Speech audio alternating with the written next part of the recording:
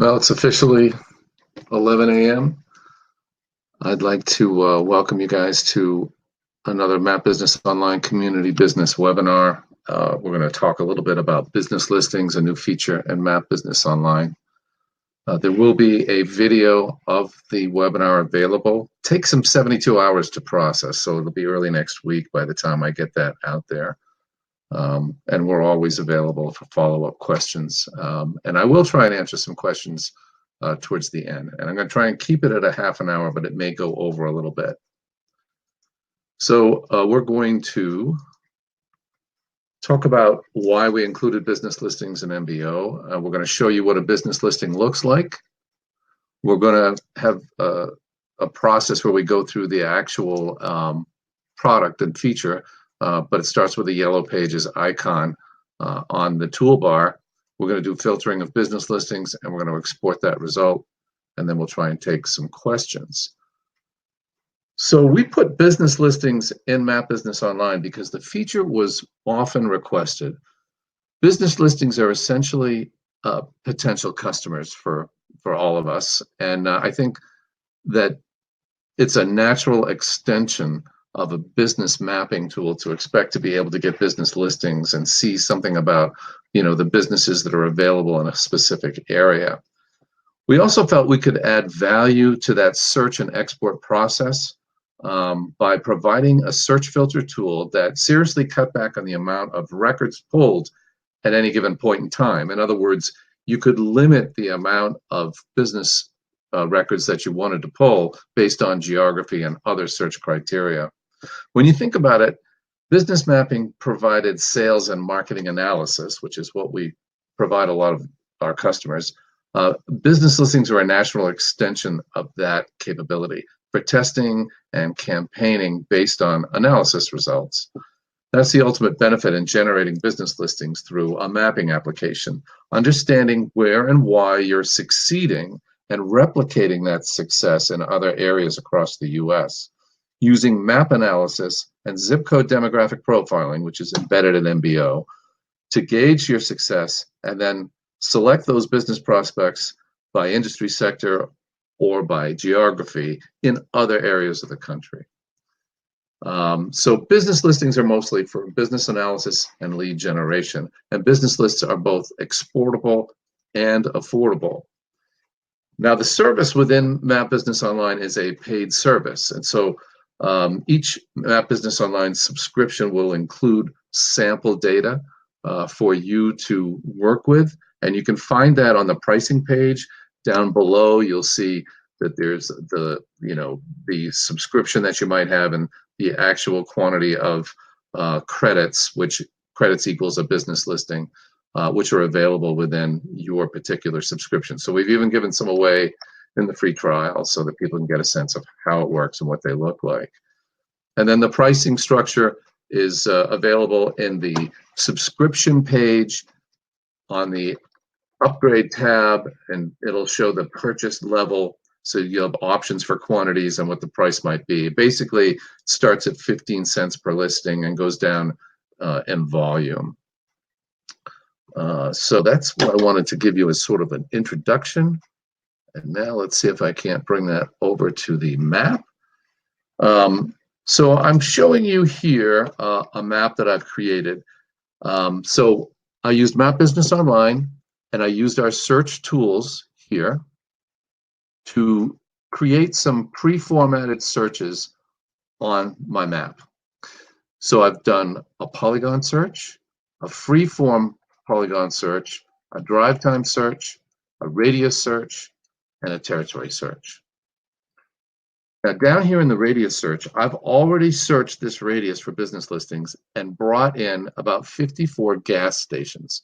So I looked for that particular set of data, and you can see that a business listing sits on the map like any other data that you might import.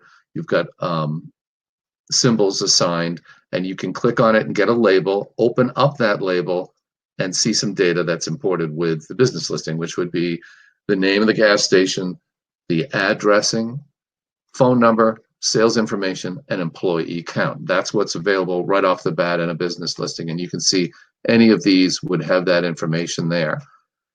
Also, in the data window view, if we bring up the data window, the business listing is available as a layer. You'll see that layer is also right there in map and data, so you can turn that off and on. And then the data window view will give you the same information: company name, phone number, sales, employee. So you've got information about sales. It's an estimate based on the business listing provider's estimate of how big in sales that particular company is. Those are categories, so you'll see those numbers repeat. Don't look for exact sales numbers. Employee counts, addressing, 4 columns of addressing, first name, last name for contacts. And you'll see contacts repeat. So you've got the particular business listing there 3 times, but you've got 3 different contacts. Title, SIC code, these are industrial classifications, NAICS, so this is the more modern North American industrial classification system, industry classification system. We've also got branch type, branch, single, headquarters, that kind of thing, and then whether or not it is a franchise. That's the information, and again, you're always able to export that data out right there. And I actually did export some data for you to review right here. So here's a list of dry cleaners in San Antonio, because everybody should have that list if they're going to travel to San Antonio. And again, company name, phone, sales, employee information, I should say employee data, address info, first name, last name, title, SIC codes, NAICS codes, location, and franchise. So that's what it looks like after you export it. It comes out as a CSV file, which is openable within Excel. So now let's go back to the map. Each of these polygons that I put on the map allow you to import business listings, except the territory polygon. So you'll see the business listing icon here. It's the yellow pages with the binoculars on it, and that opens up the user interface for filtering business listings. There are, I don't know, I guess it's 1, 2, 3, 4, 5, 6, 7 options here. We're going to go through each one. And you'll see it also at the polygon level, at the freeform polygon level. There's that little yellow pages icon. At the drive time level. Oops, I didn't catch the right thing there. So you get that little mini menu that opens up, and there's your business listing access. And it's not there for the territory function at this point in time. So you won't be able to search by territory yet. Now, if I search from the master toolbar and I start to filter my business listings, it's going to look out for about 16,000 overall business listings and additional ones based on all the different contacts. So you're looking at 21,000 potential contacts, 21 million potential contacts across the US. So you'd start to filter that down, and eventually you could actually make a circle or a polygon like I have here on the map. And when you do that, it's going to send you outside of the UI and ask you to put that polygon on the map and start and then continue on, go back and click it again. So my contention is that I think everybody, or for the most part, people are going to want to start from a polygon on the map. And so that's what I'm going to do. Start right here in this section of New Hampshire, and I'm going to click my yellow page icon and bring that up. Let me see if I've said everything that I'm supposed to say so far.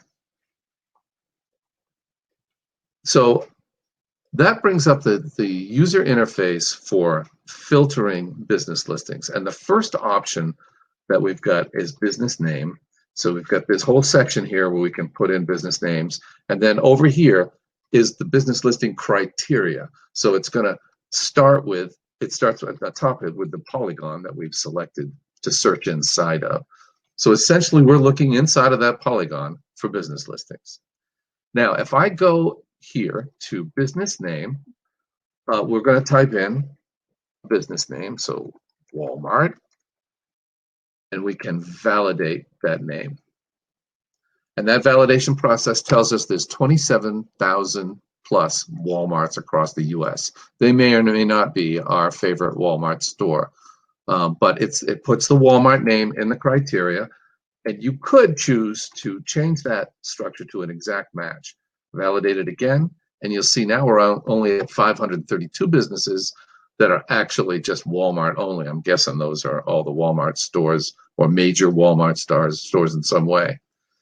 To do a little twist on it, we could put in Walmart Superstore. We get a validation on that, 7 of those. Now, if we want to see how many of those Walmart Superstores are available in this particular area, we click the count and you can see 0. Let's go back to this. Let's go back to the Walmart store only and validate that again and count. And we find we have 8 Walmarts in this rural section of New Hampshire, which blows my mind. But North Conway's there, maybe Sanford, Maine. There's a bunch. I believe that if I look hard enough, I'm going to find 8 Walmart stores in that particular location. Just more examples. I could use Shaw's as a name. So we have grocery stores up here in the Northeast that are Shaw's. I'm sure a bunch of those are included in that 770 businesses. If I click my count, I have 4 in this particular area. Now, they may or may not be Shaw's Grocery, because I'm not sure Shaw's always, if we've got a company named Shaw's Electric, there are 3 of those across the US, and there are none here. So that's to give you a sense of how to look up by name and to keep in mind that exact name is important. And that you want to, if you're going to be pulling and paying for records, you want to make sure you're pretty sure of what you're looking for when you're looking for things by business name. Now, why would you search by business name? Because you might be maybe a retail support company and you want to just work on big box companies and you want to get Home Depot or Lowe's, whatever those records might be, you'll be able to search and then find those by name within your particular area. There's 5 Lowe's in that polygon. Okay, so I'm going to then clear my search by name, and I'm going to go down to industry. And this, I think, is probably the key for most of you in terms of how you're going to want to find business listings by industry. So industries are by an industry code. It's either I'm going to click that option button. I may have done that a little too fast. So there's an option button here. You can search by NAICS code, the North American Industrial Classification System, or by SIC code, which is an earlier version of the same thing. They're both government entities. I like NAICS because it's something I'm more familiar with. So NAICS, I recommend you've got an industry lookup here, which we've provided that will help you in general categories find the 2-digit code that supports major categories for NAICS. And you'll see they're all listed here by number and by name.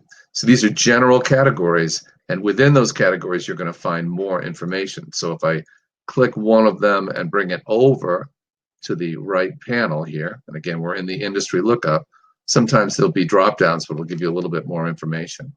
But to really find out what it is you're looking for, it's a good idea to have, and I've got my web browser here, to have a web page set to naics.com where you can see those categories and reference things in more detail. So you can drill in to manufacturing and then see the full NAICS numbers associated with industry details. Many of you, I'm sure, have seen this, 311230 for breakfast cereal manufacturing.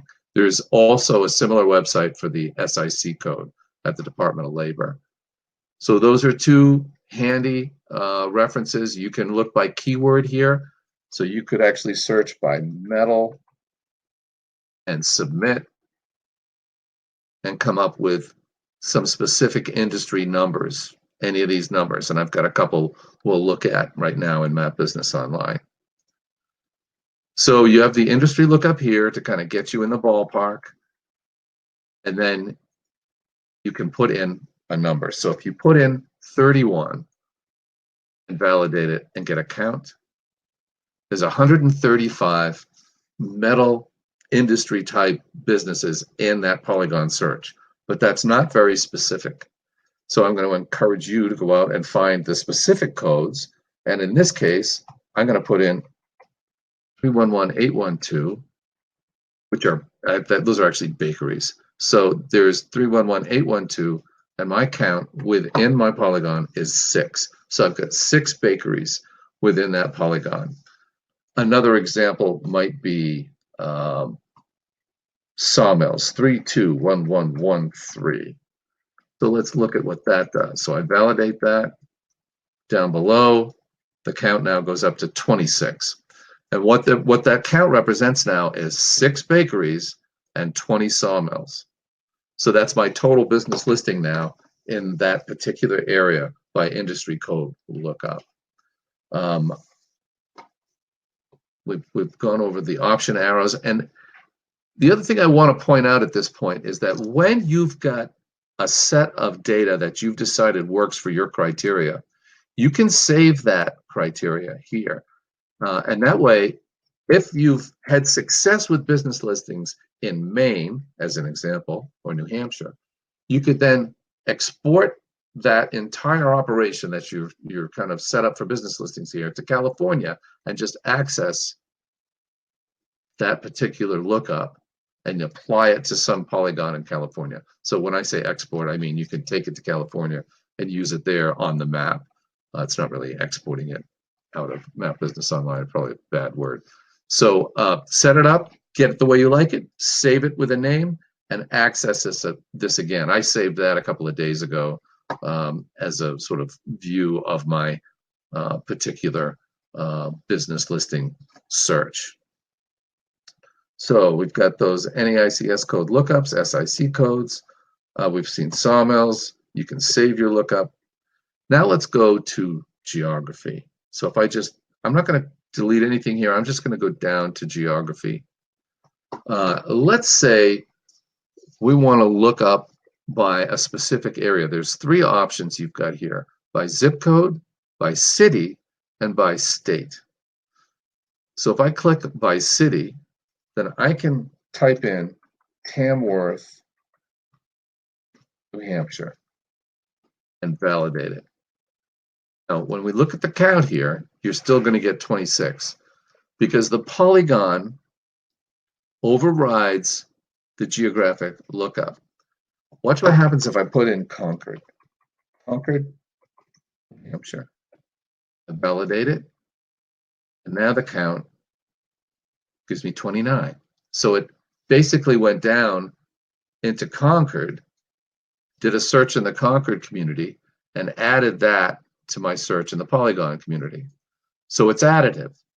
But if you wanted to go back and just look at Tamworth, New Hampshire, then really what you've got to do is exit the application, go back to the Polygon, and delete it or uncheck it from.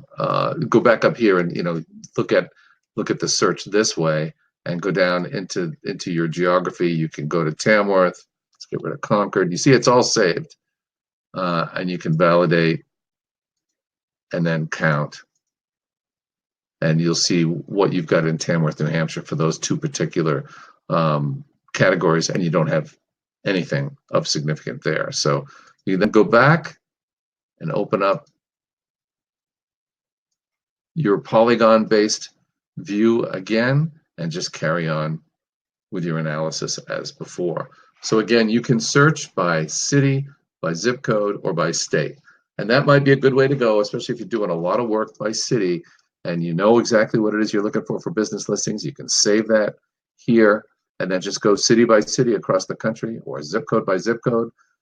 And the advantage of Map Business Online is that you've got demographic data that you can bring to bear. So you can start to view zip codes and city areas and assign demographic characteristics to those areas and start to understand where your sales work well, and then replicate that for business listings in other areas. We move on to sales. Now we've got categories of sales that we can look up business listings by. And that means I might be interested in how many businesses within this polygon have $1 million to $2.5 million in sales. And we can count that and see that there's 5 there. If I go up further, you'll find in this particular area, if I pick multiple large businesses and get a count, not surprisingly, there aren't a lot of businesses in that area of that caliber. There's 7. Now I can get rid of those larger ones. We know there's no business there, but there are 7 businesses that are 10 million to 50 million.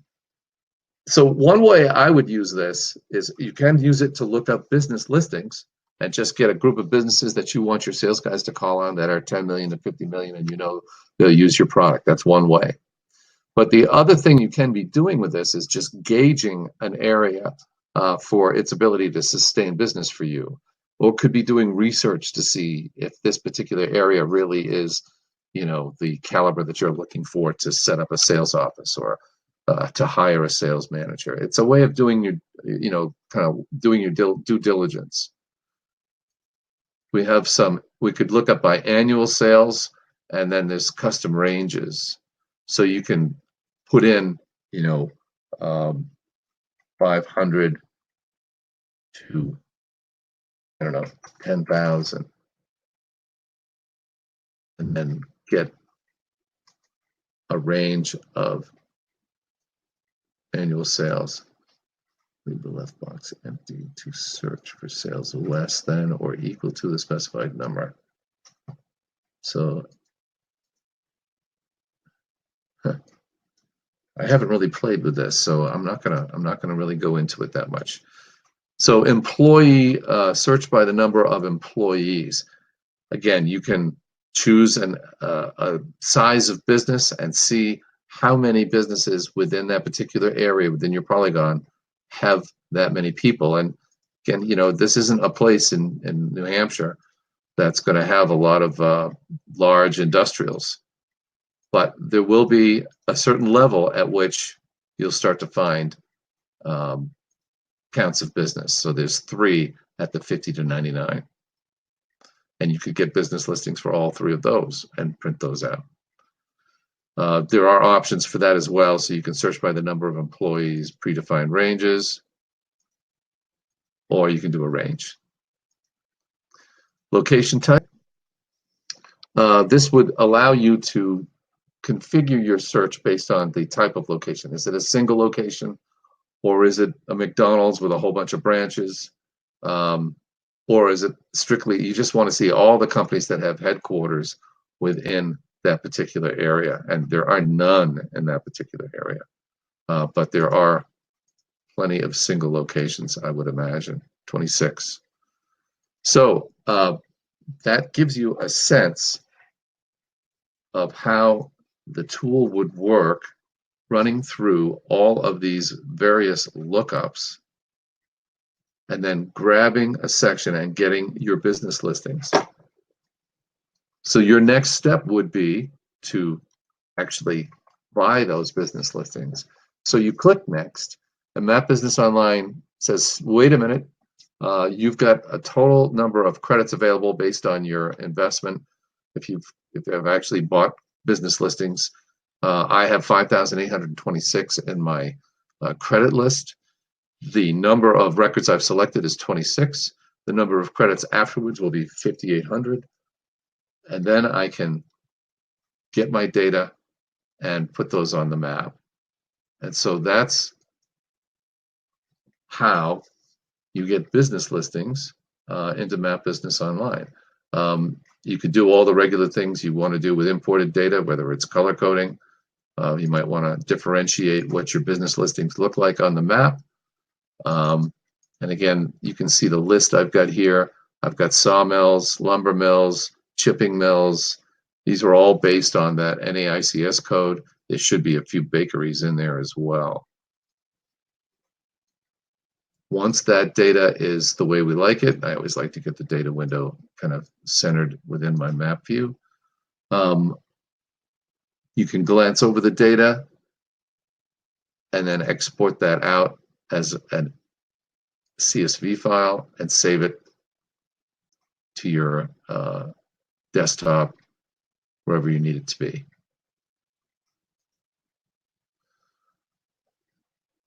So now I am going to take a look here. Are there any questions that people want to present through the chat window? Feel free to do that. So I think people are going to be using business listings, to generate leads for sales campaigns, for marketing campaigns. They're going to be using it to conduct due diligence, to do business analysis and location analysis on potential markets. So it's a great way to really explore a market, get a sense of what's available in a new area. And those are the major functions that people will want to use the tool for. Let's go.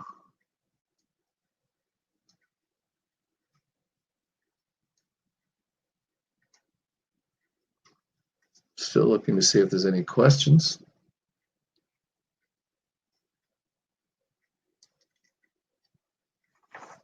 In the meantime, let's go back and look at sales, more options. Annual sales predefined is pretty obvious. Search by annual sales. So it's in thousands. There we go. So really, I guess we just would put in 10.25 and click count. Huh. Somehow I didn't see this option here before when I was going through everything, so it's interesting. I'm going to have to find out more about that.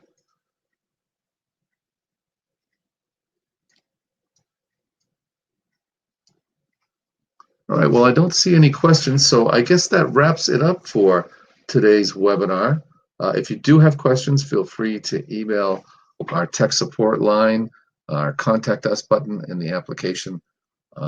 We'd be more than happy to help provide additional web demos or any of the support that you guys have come to expect from Map Business Online.